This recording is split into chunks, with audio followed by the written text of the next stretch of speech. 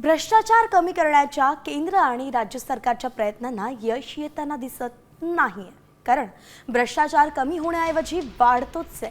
2023 मध्ये महाराष्ट्र भ्रष्टाचारात देशात टॉपवरती आहे, तर उत्तर प्रदेश दुसऱ्या क्रमांकावरती आहे। केंद्र सरकारच्या एनसीआरबी अहवालातून ही माहिती समोर आलेली आहे।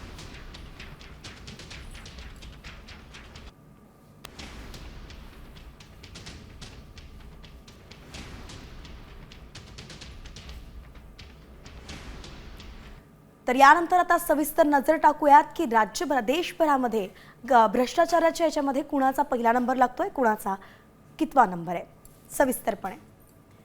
तर महाराष्ट्र 763 या ठिकाणी प्रकरणं सापडली आहेत, तर उत्तर प्रदेशात 216, हरियाणामध्ये 39 प्रकरणं सापडली आहेत, आसाममध्ये 31 प्रकरणं आहेत, जम्मू काश्मीरमध्ये 27 भ्रष्टाचाराची प्रकरणं सापडली आहेत, तर कोइंबतूरमध्ये 168,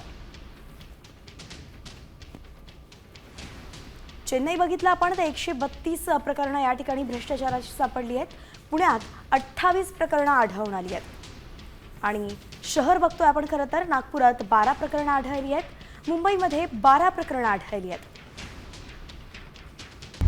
आता isakal.com आहे देशातील नंबर 1 ची मराठी न्यूज वेबसाईट। प्रत्येक अपडेटसाठी isakal.com ला नक्की भेट द्या।